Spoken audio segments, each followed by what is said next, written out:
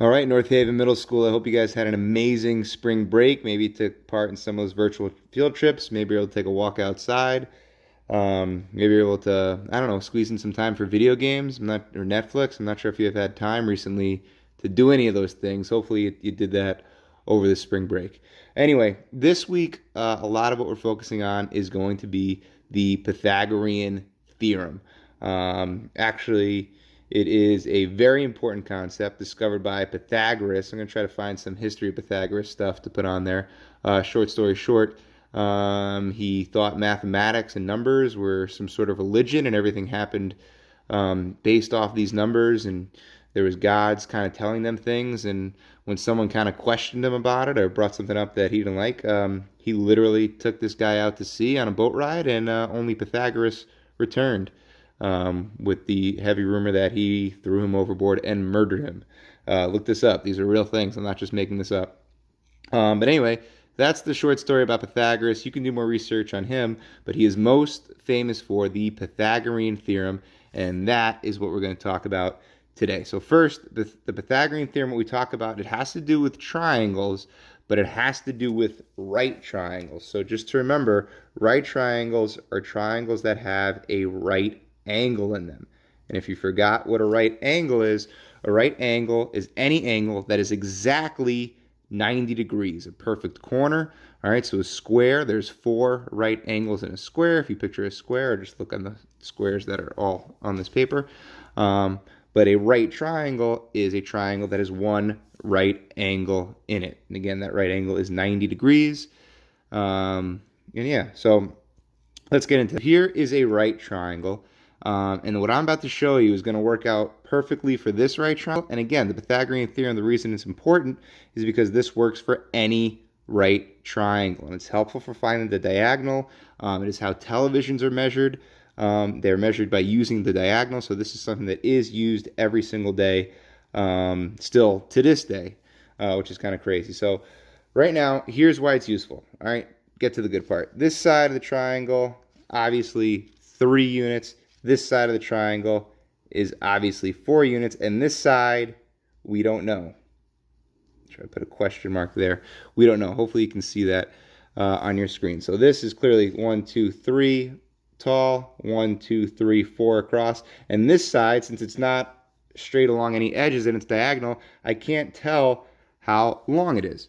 All right, so what he kind of discovered is that if you draw squares off of each side, it's going to be really, really, really, really helpful. So obviously I drew a square off the side of 3, and you can tell that this has an area of 1, 2, 3, 4, 5, 6, 7, 8, 9. So this whole thing has an area of 9. That makes a lot of sense.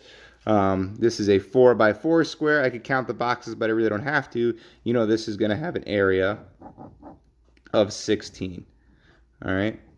And again, because this side is on a diagonal, it gets a little bit tricky.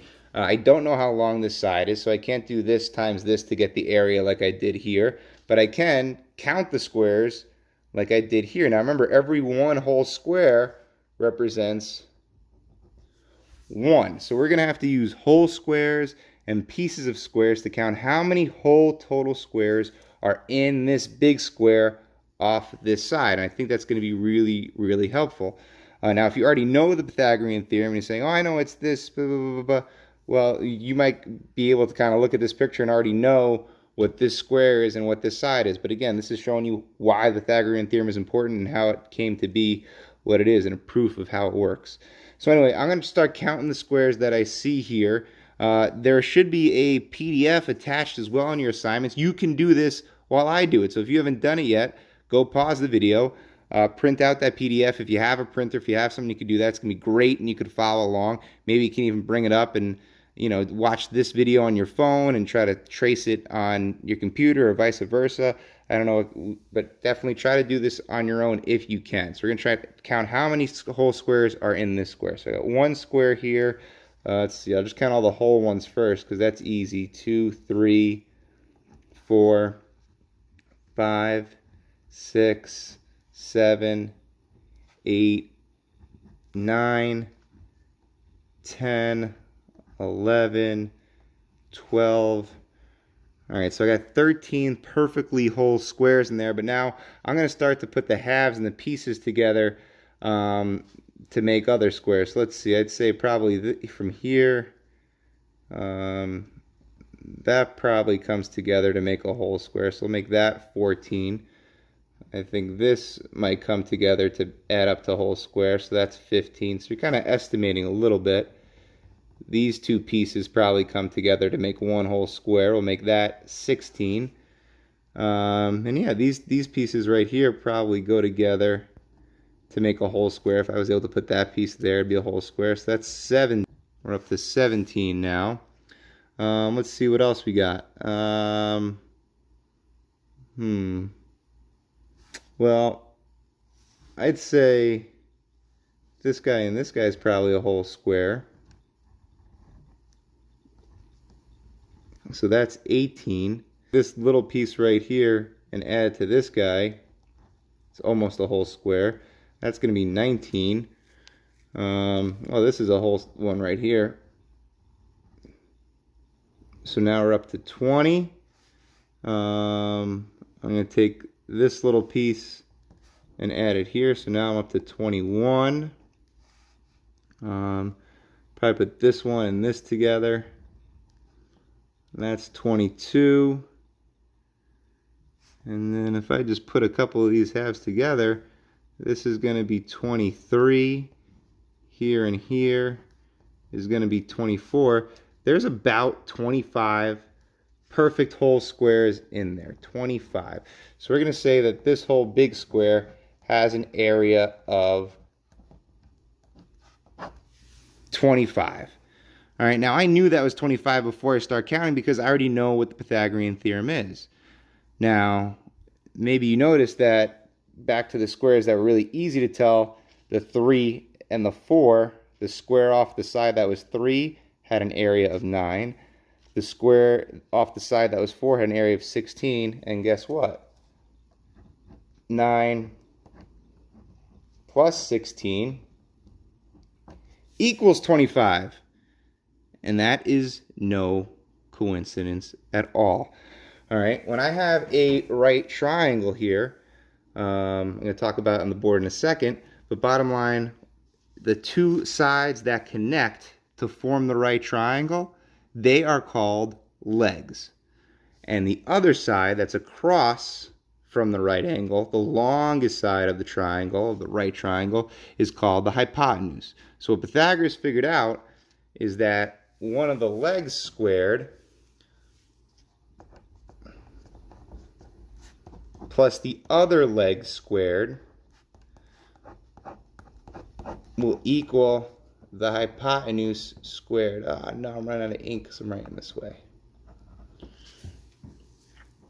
All right, so leg squared plus leg squared equals the hypotenuse squared. So 3 squared plus 4 squared equals this side squared.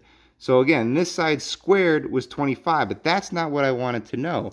I wanted to know how long this side was going to be. Well, if this square has an area of 25, the square root of 25, remember square roots, we talked about that before we left. The square root of 25 is 5. So this side that we didn't know before, the hypotenuse, must have a side length of 5. All right, so let's break that down real quick and see what that looks like on the whiteboard. We're going to back this up a bit.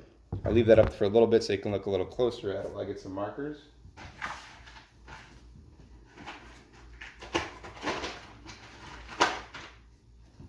All right, back it up. Okay, so what the Pythagorean theorem states is that when I have a right triangle, a lot of times this is A, this is B, this is C. So if you've heard the Pythagorean theorem before, you've probably heard A squared plus B squared equals C squared. That is the Pythagorean theorem.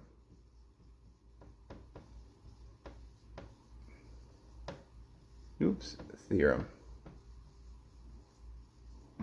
All right, so that's the Pythagorean theorem, but it's important to know that A and B, they have to be your legs. Okay, a right triangle has two legs, and they are the sides that come together and meet at that right angle. The other side that's opposite the right angle, side C, that is called your hypotenuse. Not hippopotamus, not hippopononymous, hypotenuse. All right, so yes, a squared plus b squared equals c squared. That's the formula that everyone says. That's the formula that everyone knows. That's the formula that even your parents probably remember. A squared plus b squared equals c squared. But the more important way of memorizing it is going to be leg squared plus leg squared equals hypotenuse squared. All right, so that's what the Pythagorean theorem is. I'm going to stop this video right here, and I'm going to make another video that's all about practicing using the Pythagorean theorem. But this is the how, this is the why, this is what the Pythagorean theorem is. Hopefully that picture from before kind of helped you see it in action, that this square plus this square would equal that square. If you want to see some practice, you want to see some examples done out, tune into the other video. Hope you guys are all doing well.